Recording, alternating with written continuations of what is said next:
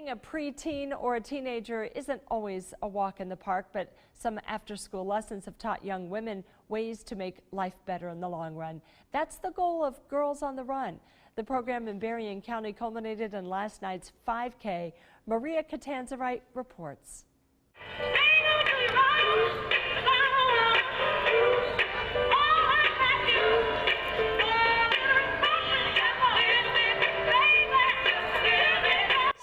Sign, everywhere a sign that this is a 5K from a fairy tale.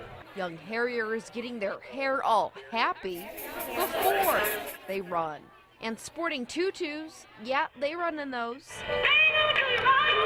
So where else on earth do pre-race processions rival an Olympic parade? Not even a question. The Berrien County Youth Fair, a pink plaster carnival for a cause.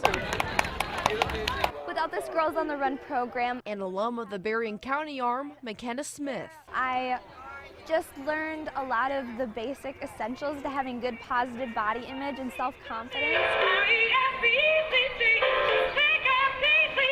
International Academy at home. The most important thing on Girls on the Run taught me is to always be nice and never be mean. Not to be mean to other people and never bully. Talismans for these preteens. Have you ever been bullied before? Yes. Yes. Though with a little practice, If I probably watched it, I would get in trouble. She's gotta be from out of town. girls countywide are learning to stand up for themselves through breakout sessions. Why might your friend tell you to do something you might not want to do? And breaking a sweat. Simple life lessons learned over 10 weeks' time, tested on the starting line.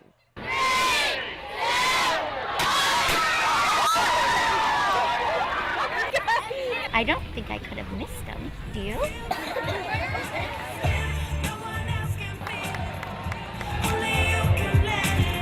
You can see there's so many girls, over 900, and just touches so many lives. Because in the race of life, all these girls are finishing number one. In Berrien Springs, I'm Maria Catanzarite for News Center 16.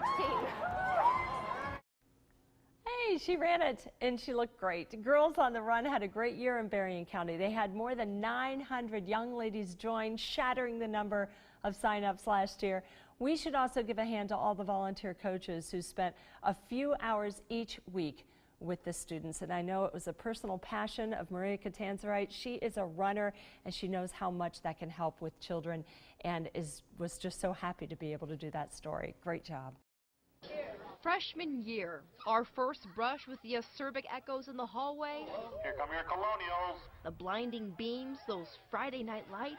And how can you forget those fresh squeezed friendships? Hardly the year for this Clay freshman. I said, well, what if I have cancer? Her hunch confirmed. Stage 2 non-Hodgkin's lymphoma. A hospital room instead of homeroom. Use it for horseback riding. We have followed Kiera Obert's cancer journey soon after she got the news. From this Do you think I will lose my hair? to this. I haven't lost all of it, but it's been hard. But do you think a hard-nosed softball player is gonna walk off the field? Always fight. Think again.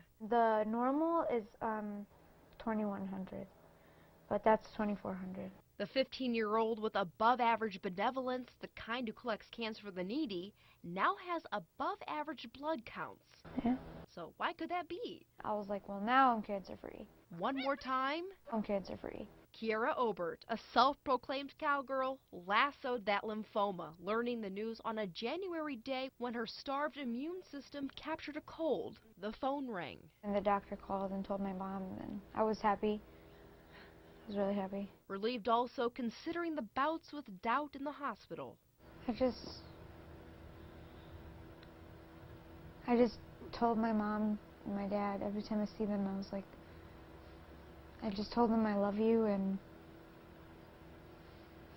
I don't know, it's just, it's a weird feeling that you have. Questioning. Yeah, if I'm gonna wake up again. Little brother Chase. I was literally crying because I missed her so much. And I don't know how, I didn't know that she was going to make it. For Micah, her mom, All parents want to just slap a Band-Aid on their kids and say, here, it's okay, it's just a boo-boo.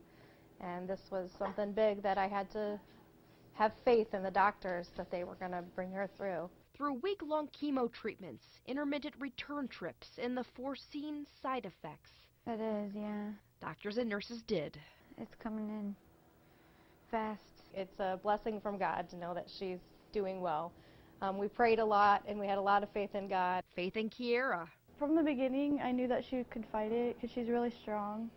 Like, she can do anything. Like, she's more tougher than I am. Tough girl, Kiera. Give tough a kiss. Signs of her spunk. Baby doggy.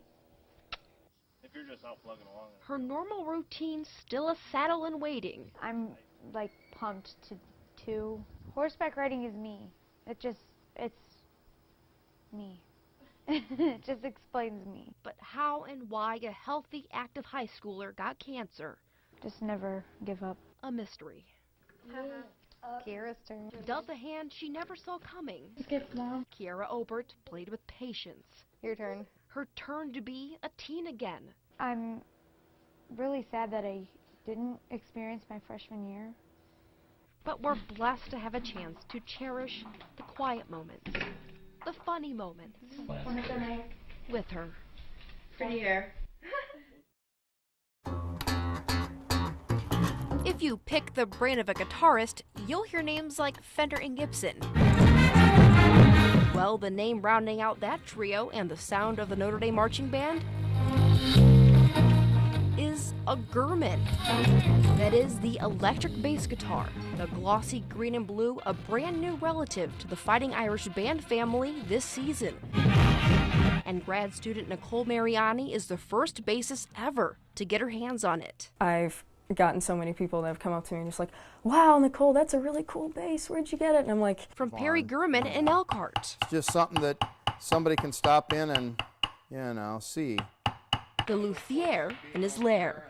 But let's face it, Gurman's guitar shop has a stairway to heaven. I did do some recording down in Nashville when I was young. Years later, Gurman's handcrafting those chordophones, those guitars, for names like Crosby, Stills, and Nash. Toby Keith now add another clan. It's about quality at Notre Dame. To his clientele. That makes Notre Dame stand out even more because they're having all of it made here in America.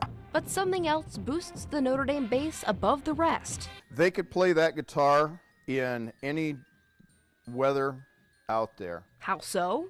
The pickups, the electronics, everything is sealed so that they can play in all of those different weathers. We're the only ones in the world that have this wonderful instrument. Like the way the neck hugs the hands of Nicole Mariani. This fits right in with that image of something that is built by a person with his heart and his soul and his craftsmanship to make something better than it was before. Well, suicide is never an easy topic, but tonight an Atlanta man spoke about his attempt to take his own life. News Center 16's Maria Catanzarite was at the Charles Martin Youth Center. But before we get to his story, Maria, the statistics on suicide, well, they're staggering to say the least. Yeah, definitely. Well, suicide is the 10th leading cause of death in the U.S., and on average, there are 117 suicides every day. And for every suicide, 25 attempt. Kevin Hines was one of those 25 when he leapt off the Golden Gate Bridge a while back, and he doesn't want anybody suffering in silence. A hallmark of the horizon, the glistening bay below, symbolic of San Francisco. But for this man, can I help you? Those were the words I needed to hear. The day I found myself standing atop the Golden Gate Bridge walkway. On September 25th, 2000, 19-year-old Kevin Hines could no longer sustain what he calls brain pain, scientifically speaking, severe bipolar disorder, and so he jumped. I had instant regret. Sharing his story to a somber, silent audience inside the Charles Martin Youth Center, But silence is not what he's preaching. So stand up for yourself. Ask, plead, and beg for help. A message hitting home with high schoolers. I've struggled with some issues, but never to this extent. And it was just really cool learning about who all does and how to deal with it, because it's such an important issue that really needs to be addressed. Just be open about it and like don't be afraid to reach out, you know, to people in your life, to loved ones, because like that just like you need that support. You can't just like bury it. Hines, a high school theater buff himself, delivering hope almost like a homiletic Hamlet. Telling me I had no option, telling me I was useless. But there's no soliloquy, not even a question of to be or not to be. Because I promise you, suicide is not, nor will ever be the answer. The National Suicide Prevention Lifeline number is 1-800-273-8255. We will repost that number on our website. Give them a call 24 hours, 7 days a week. Well, he has a compelling story to Yeah. tell, Maria. Can people learn more about Kevin's story? Yes, he's actually written a book, and he's in the process of filming a documentary. And we'll post so much more information about his story, how you can read his book on WNU.com. Just click on this story after the newscast. All right, Maria, thanks a lot. Don't often hear of people running with police. For an 18-year-old in Elkhart County, jogging with a cop brings him a sense of peace. Maria Catanzarite went on the run to see how these two met in the first place. Let's go. It bonds the best of abilities, even the best of foes. Let's race to the driveway. But on a freezing February day, running bonds the best of friends. Can you do push-ups? But you wouldn't know that Lieutenant Casey Lehman Do what you can, okay? only met Jack the other day. He can get destructive when he's angry. We've changed Jack's name per the family's request. I was actually out working traffic up on US 20. But one call caught Lehman's eye. I believe he said his son was trying to break out a window here too. The lieutenant showed up, learned Jack was autistic.